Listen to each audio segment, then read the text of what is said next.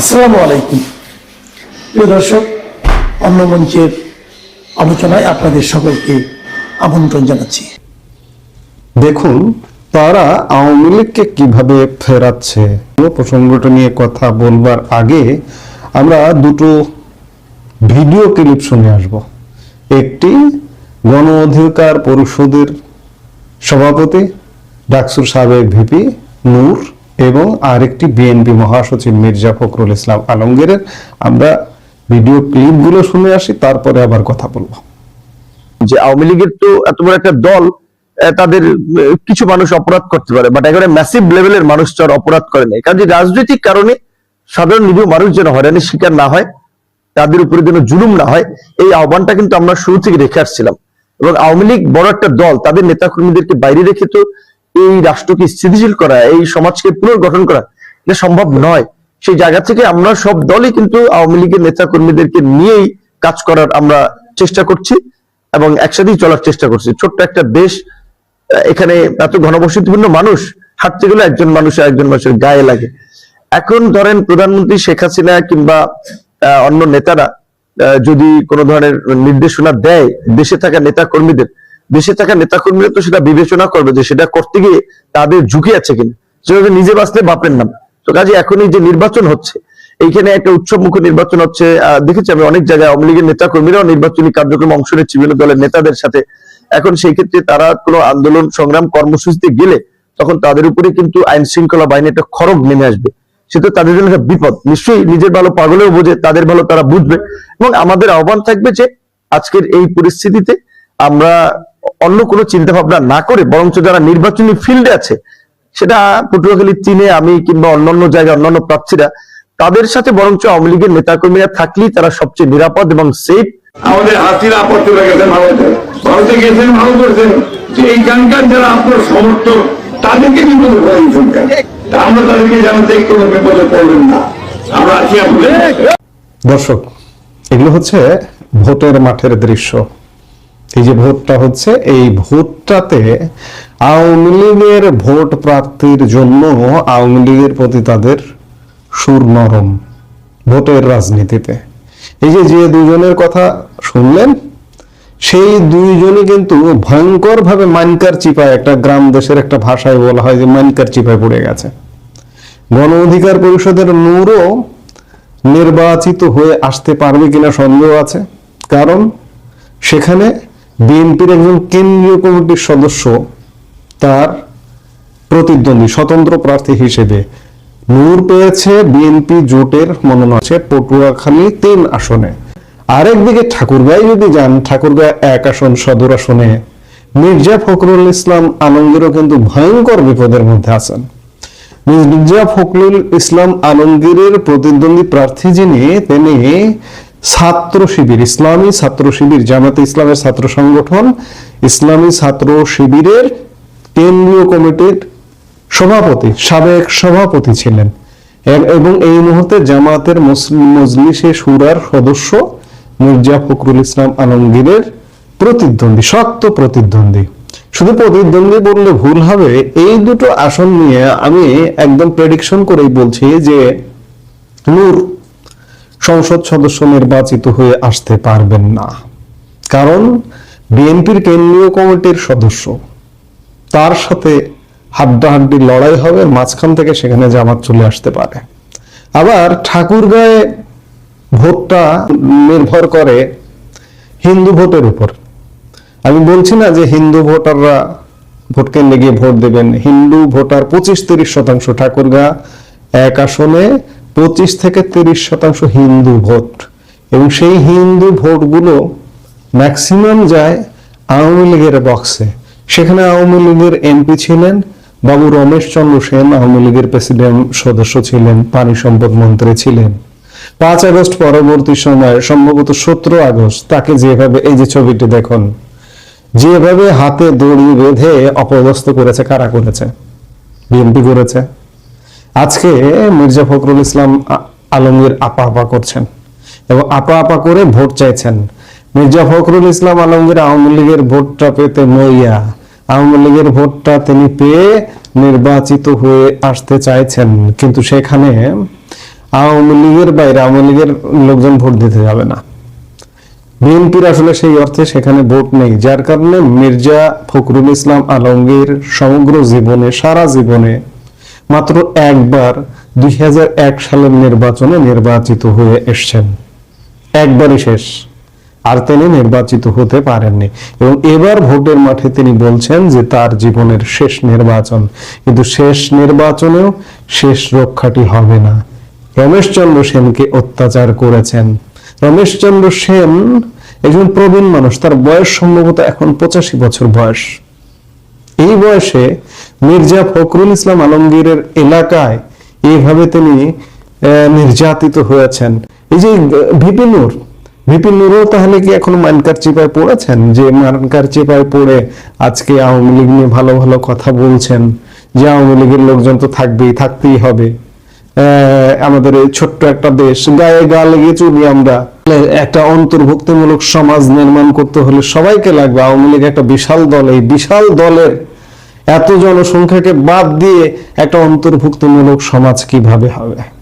আমি বলতে চাই যে মির্জা ফখরুল ইসলাম আলমগীর কিংবা গণ অধিকার পরিষদের নূর কিংবা জামাত, যেই হন না কেন, আপনারা যে পথে হাঁটছেন, আপনারা ভোটও পাবেন না, আপনারা পরাজিত হবেন এবং আপনারা অন্তর্ভুক্তিমূলক সমাজ নির্মাণ করতে পারবেন না। আজকে ভোটের মাঠে নেমেছেন, ভোটের কয়েকদিন আছে, আপনাদের বক্সে যাতে আওয়ামী লীগের ভোটগুলো ঢোকে এই জন্য সাময়িক একটা ভেষ ধরেছেন, কিন্তু বাস্তবতা গত 1.5 বছর যাবৎ আওয়ামী লীগের উপর যে অত্যাচার নির্যাতন আপনাদের কারণে নেমে এসেছে সেটি সীমাহীন।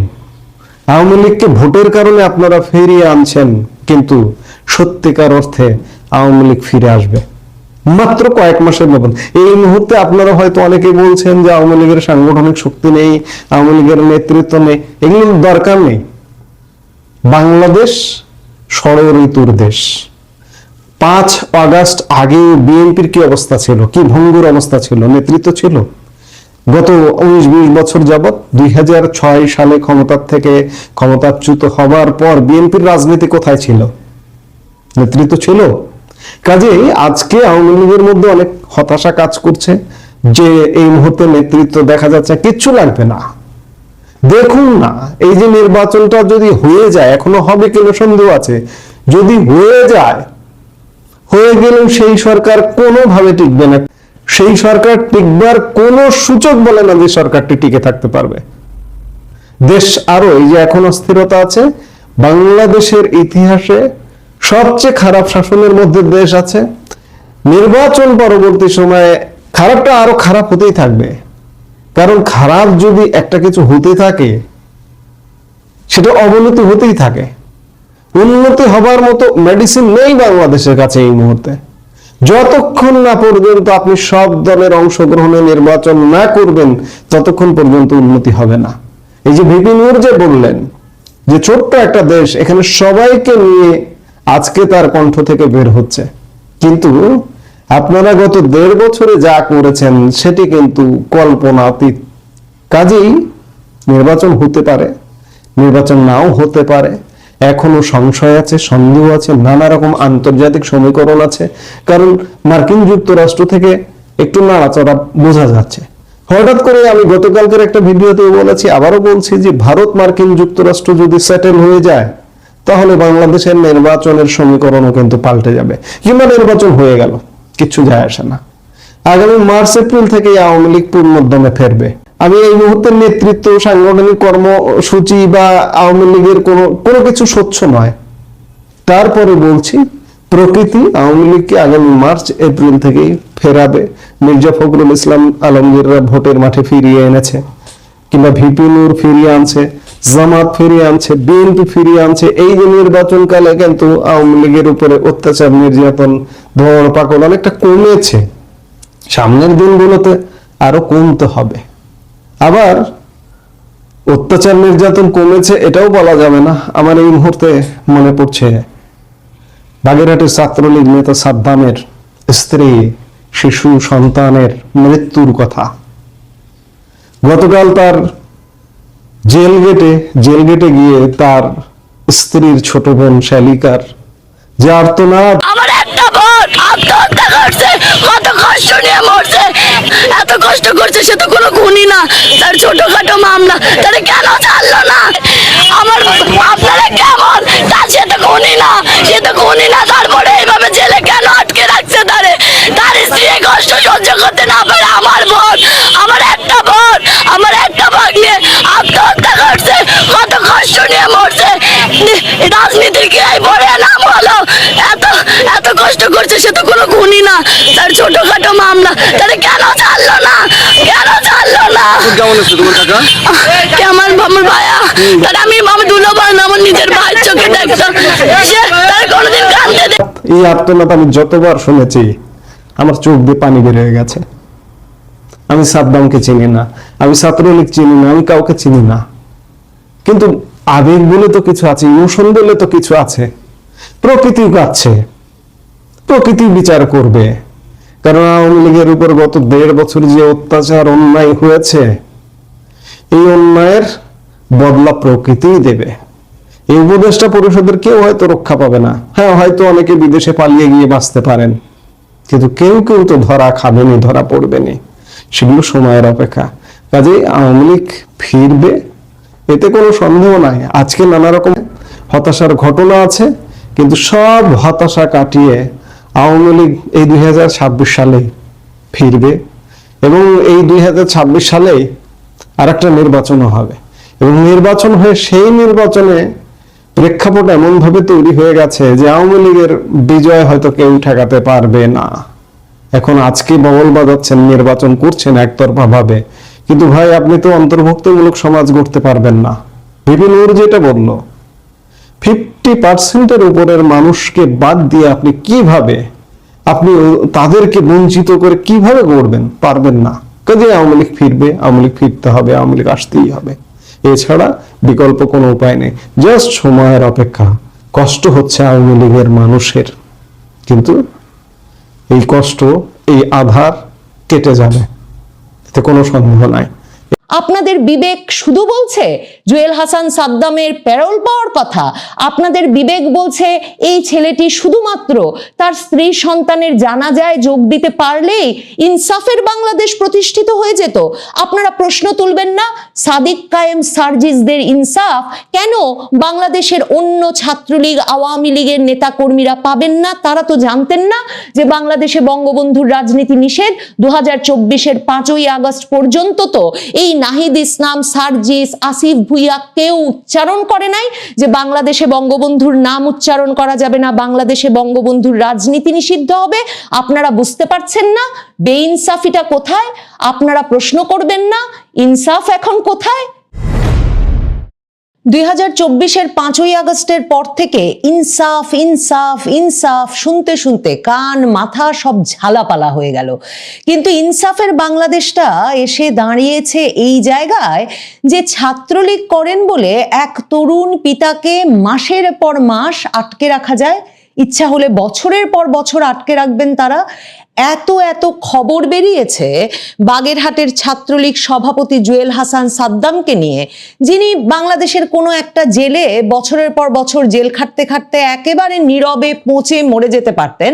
এবং বাংলাদেশের মানুষ ভাবছে, একটা বিরাট সংখ্যক মানুষ ভাবছে, যারা বিজয়ী পক্ষ বিশেষভাবে 24 আগস্টের, তারা ভাবছেন যে তারা এমন ন্যায় বিচার থুক্কু ইনসাফ প্রতিষ্ঠা করেছেন বাংলাদেশে যে এই জুয়েল হাসান সাদ্দামের মতো ছাত্রলীগ করা ছেলে পেলে বাংলাদেশের কোনো এক জেলে পচে মরবেন তাদের করা একের পর এক মিথ্যা মামলায়, যেসব মামলায় কোনোদিন বিচার শেষ হবে না, কোনোদিন পুলিশের পক্ষে বা তদন্তকারী কর্মকর্তার পক্ষে একটা শক্ত চার্জশিট দেওয়া সম্ভব হবে না। একই ব্যক্তির বিরুদ্ধে একই দিনে বাগেরহাটের হত্যার মামলা থাকবে, যশোরে হত্যার মামলা থাকবে, ঢাকায় 3-4টা হত্যার মামলা থাকবে। এমন এক অবাস্তব পরিস্থিতিতে ন্যায় বিচার আর ইনসাফের কথা বলে বলে তারা সময় পার করবেন, আর আসলে বাংলাদেশটা দখল করে নেবেন এই ফাঁকে। এই যখন চলছে বাংলাদেশে, তখন হঠাৎ করে বাংলাদেশের মানুষের একটা সিলেক্টিভ বিবেক জেগে উঠেছে। মানে একদম বিবেকটা ঘুমিয়েছিল, হঠাৎ করে দেখি সামাজিক যোগাযোগ মাধ্যমে এক দলের বিবেক জেগে উঠেছে যে এই যে জুয়েল হাসান সাদ্দাম ছেলেটি, তার স্ত্রী মাত্র মাত্র 22 বছরের একটা মেয়ে, যার 9 মাস বয়সী একটা বাচ্চা, সেই 9 মাস বয়সী তার প্রথম শিশুটিকে, সন্তানটিকে সে পানিতে চুবিয়ে হত্যা করেছে, তারপর নিজে ঝুলে পড়েছে গলায় দড়ি দিয়ে। এবং তাতে আমাদের বিবেক একদম জেগে উঠেছে, নড়ে চড়ে উঠেছে। আমরা বলেছি যে কেন প্যারোল দেওয়া হচ্ছে না, কেন প্যারোলে মুক্তি দিয়ে এই পিতাকে, জুয়েল হাসান সাদ্দামকে, তার এই আত্মহত্যা করা তরুণী স্ত্রী আর যে সন্তানকে এই বাবা একবার ধরেও দেখতে পারেনি, কেন সেই বাবাকে প্যারোলে মুক্তি দিয়ে আমরা তার স্ত্রী এবং সন্তানের জানাজায় যোগ দেওয়ার ব্যবস্থা করে দিচ্ছি না? সত্যি সমস্যাটা এটা, নাকি সমস্যাটা হচ্ছে এই যে একটা ছেলে ছাত্রলীগ করেছে বলে সেই ছেলেটিকে জেলে পচে মরতে হবে, এবং সেটাকে আমরা বাংলাদেশে ইনসাফের রাজত্ব প্রতিষ্ঠা হয়েছে বলে ধরে নিয়েছি? আপনার মনে হয় সমস্যা আসলে কোনটা? সেটা যদি না আপনি বুঝতে পারেন, তাহলে বুঝবেন আপনার বিবেক টিবেক কিছু জেগে ওঠেনি। কারণ দেখেন, 2024 সালের 5ই আগস্ট পর্যন্ত এই জুয়েল হাসান সাদ্দামের মতোই এই সাদিক কায়েম, ছাত্রলীগ সভাপতি হিসেবে যিনি আগস্টের পর ঢাকা বিশ্ববিদ্যালয়ে বেরিয়ে এলেন, এরপর এখন যিনি ডাকসু সভাপতি, বিরাট প্রভাবশালী তরুণ নেতা জামাত শিবির ঘরানার সেই সাদিক কায়েম, কিংবা আমাদের 2024-এর বীর নায়ক হাসনাত আব্দুল্লাহ, সার্জিস আলম, এরা তো সবাই জুয়েল হাসান সাদ্দামের মতোই ছাত্রলীগই করতেন। কিন্তু ওরা যেহেতু গুপ্ত ছাত্রলীগ ছিলেন, ছাত্রলীগের ভেতরে ঢুকে তারা যেহেতু নানা রকম ষড়যন্ত্র করছিলেন, সেই ছাত্রলীগেরই পতন ঘটানোর, ছাত্রলীগের যেটা মানে আদর্শিকভাবে একই যে সংগঠন আওয়ামী লীগের পতন ঘটানোর, শেখ হাসিনা সরকারের পতন ঘটানোর জন্যে তারা যে জুলাইয়ে একটা ছাত্র আন্দোলন সাজিয়ে নেমে পড়েছিলেন, তাই তারা এখন বীর বিক্রম, তারা সারা বাংলাদেশের ক্ষমতা দখল করে বসবেন, আর জুয়েল হাসান সাদ্দামকে পচে মরতে হবে, আর তার স্ত্রী সন্তান হত্যা করে, 9 মাসের একটা সন্তান নিজ হাতে হত্যা করে গলায় দড়ি দিয়ে ঝুলে পড়ার মতো ঘটনা ঘটাবেন বলে আপনাদের বিবেক জেগে উঠবে। এছাড়া আপনারা কখনো বলবেন না যে বাংলাদেশে ছাত্রলীগ করা হাজার হাজার ছাত্রছাত্রীর ডিগ্রি কেড়ে নেওয়া হলো, হাজার হাজার ছাত্রছাত্রীর ছাত্রত্ব বাতিল হলো, শিক্ষা প্রতিষ্ঠানে তারা যেতে পারছে না, ছাত্রলীগ করতো বলে পিতা মাতাকে পর্যন্ত ঘর বাড়ি ছেড়ে, ব্যবসা প্রতিষ্ঠান ছেড়ে বাংলাদেশের জায়গায় জায়গায় লুকিয়ে থাকতে হচ্ছে। এটা কোন ইনসাফ? কোন ইনসাফে সার্জিস আলম, হাসনাত আব্দুল্লাহরা এমপি হবে, সাদিক কায়েম ডাকসু ভিপি হবে, আর এরা জেলে পচে মরবে? কই, আপনি তো এই প্রশ্ন করেন না। 2024-এর 5ই আগস্ট পর্যন্ত আপনি জানতেন যে এরা যখন, এই নাহিদ ইসলামরা যখন বঙ্গবন্ধুর বাংলায় বৈষম্যের ঠাঁই নাই এসব স্লোগান দিয়ে দিয়ে বৈষম্য মুক্ত ইনসাফের বাংলাদেশ প্রতিষ্ঠার জন্য পতাকা বেঁধে ধনধান্য পুষ্প ভরা গাইতে গাইতে বাংলাদেশে আন্দোলন করছিলেন ঢাকা শহরে, তখন কি ভেবেছিলেন যে এই তরুণরা 2024-এর 5ই আগস্টেই রাতারাতি বঙ্গবন্ধুর ভাস্কর্য সারা বাংলাদেশে ভাঙবে, মুক্তিযোদ্ধাদের ভাস্কর্য ভাঙবে, ভেঙে তাদের রাগ যাবে না, তারা মাথার উপর উঠে প্রস্রাব করবে?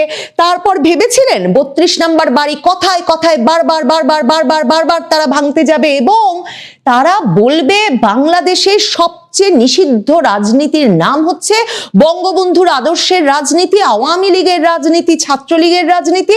আপনি সত্যি বিশ্বাস করেন যে ছাত্রলীগ আর আওয়ামী লীগকে এরা নিষিদ্ধ করে দিয়েছে কারণ ছাত্রলীগ আওয়ামী লীগের এমন অপরাধ তারা খুঁজে বের করেছে? এই যে ছাত্রলীগ নেতা জুয়েল হাসান সাদ্দাম, সেই জুয়েল হাসান সাদ্দামের 22 বছর বয়সী স্ত্রী, সে কি আত্মহত্যা করতো তার 9 মাস বয়সী সন্তানকে নিয়ে যদি এই ছাত্রলীগ নেতা বিরাট টাকার বস্তা বাড়িতে রেখে যেতে পারতেন? মানে এত দুর্নীতি করেছে ছাত্রলীগের ছেলেপেলে, এত দুর্নীতি করেছে আওয়ামী লীগের নেতা কর্মীরা, তো তাদের সন্তানাদি, তাদের পরিবারগুলোকে এত প্রভাব প্রতিপত্তিহীন হয়ে পড়তে হলো কেন বলুন তো? যে ইচ্ছে হলে এদের বাড়ি ভেঙে দিতে পারছেন, ইচ্ছে হলে এদের বাড়িতে আগুন দিতে পারছেন, ইচ্ছে হলে এই যে এর কমাস আগে তো এই ঘটনাও ঘটেছে যে ছাত্রলীগ কর্মীর পিতাকে পর্যন্ত পিটিয়ে মারা হয়েছে, মাতাকে পিটিয়ে মারা হয়েছে, এসব ঘটনা ঘটেছে। আওয়ামী লীগের রাজনীতির সঙ্গে জড়িত বলে শ্রমজীবী মানুষের কিশোর পুত্রকে পিটিয়ে মারা হয়েছে, বাবা ছেলেকে এক উঠানে পিটিয়ে মারা হয়েছে। কই বিবেক তো জাগে নাই? হঠাৎ করে বিবেক কেন জেগে উঠলো বলুন তো? এই 22 বছরের মা তার পুত্রকে মেরে ফেলেছে এটা শুনে। আর আপনাদের বিবেক কেন জেগে উঠছে না যে এই ছেলেটিকে, জুয়েল হাসান সাদ্দামকে ঠিক কি মামলায় মাসের পর মাস, সেই 24 আগস্ট থেকে সে পলাতক জীবনযাপন করতে বাধ্য হলো, 9 মাসের শিশু সন্তানটিকে সে কখনো জীবিত অবস্থায় ছুঁয়ে দেখতে পারলো না, জেল থেকে সে পরিবারের কাছে চিঠি লিখলো যে তার একটা মাত্র কষ্ট যে বাচ্চাটাকে এখনো সে ধরে দেখতে পারেনি। কই আপনাদের বিবেক তো তাতে জেগে ওঠে না। এসব গল্প তো আপনারা শুনতে চান না। মনে করে দেখুন, বাংলাদেশের আইন উপদেষ্টা পদে বসে আছেন এমন এক আইনের প্রফেসর ডক্টর আসিফ নজরুল, বিরাট আইনজ্ঞ। তিনি নাকি আইনের এমন উন্নয়ন করেছেন, নিজেই জেলায় জেলায় গিয়ে ওই বক্তৃতা দেন যে জাতি নাকি যুগ যুগান্তর ধরে তাকে মনে রাখা উচিত। তো তিনি পুরো আওয়ামী লীগ আমল, জুয়েল হাসান সাদ্দাম বঙ্গবন্ধুর রাজনীতি করেছে, ছাত্রলীগ করেছে, এত বড় অন্যায় করেছে যে ওকে এখন পচে মরতে হবে সারাটা জীবন। বউ মরেছে, বাচ্চা মরেছে, তো কি হয়েছে, ছাত্রলীগ করার জন্য বাংলাদেশের জেলে পচে মরতে হবে। তো আসিফ নজরুল যে কথায় কথায় টক শোতে গিয়ে বিভিন্ন সময় ফেসবুকে মানে সুযোগ পেলেই লিখতেন যে বঙ্গবন্ধু তার যৌবনের এত এত বছর শুধুমাত্র জেলে কাটিয়েছেন, সেটা ভাবলেই নাকি তার বুকের মধ্যে নরম নদী উঠলে ওঠে। একদম এই বাক্য বলে যে তার সন্তান শেখ কামাল বলতেন যে হাসু আপা, আমি কি তোমার বাবাকে বাবা ডাকতে পারি? এই যে প্রেমময়ী স্ত্রী ফজিলাতুন্নেসাকে রেখে এতদিন ধরে বঙ্গবন্ধু থাকতেন, বঙ্গবন্ধু কারাগারে কারাগারে ঘুরেছেন, এসব ভাবলেই নাকি শিলার মুখটা মনে পড়ে যায় আসিফ নজরুলের। কই সেই আসিফ নজরুলের তো জুয়েল হাসান সাদ্দাম কিংবা কোনো তরুণ নেতা কর্মীর বিষয়ে এই যে মাসের মাস পর মাস ধরে এই জুলুম চলছে, সে তার তো কোনো বুকের ভেতর নরম নদী উঠলো না। আইন পড়ান, কিন্তু আইনের যে মৌলিক অধিকার যে আপনি কারাবন্দির বিরুদ্ধে সুনির্দিষ্ট অভিযোগ আনবেন, ভুয়া মিথ্যা মামলা দেবেন না, মামলা বাণিজ্য করবেন না, এবং যে জামিন পাওয়ার যোগ্য তাকে জামিন দেবেন, বিচারের মতো চলবে।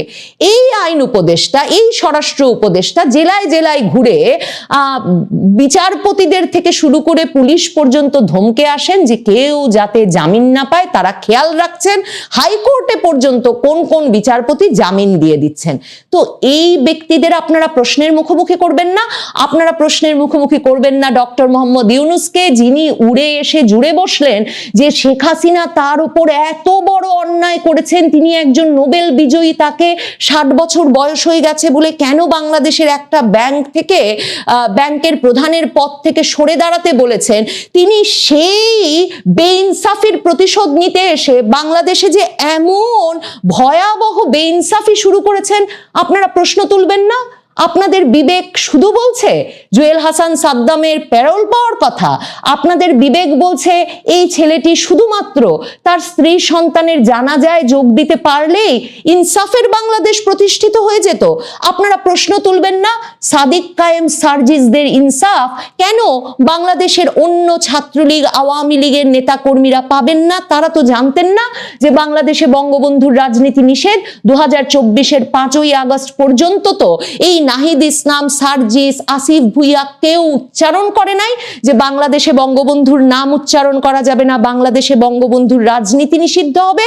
আপনারা বুঝতে পারছেন না বেইনসাফিটা কোথায়? আপনারা প্রশ্ন করবেন না ইনসাফ এখন কোথায়? তাহলে জুয়েল হাসান সাদ্দাম আর ওর মরা বউ আর ছেলের জন্যে প্লিজ মায়া কান্নাও কাঁদবেন না।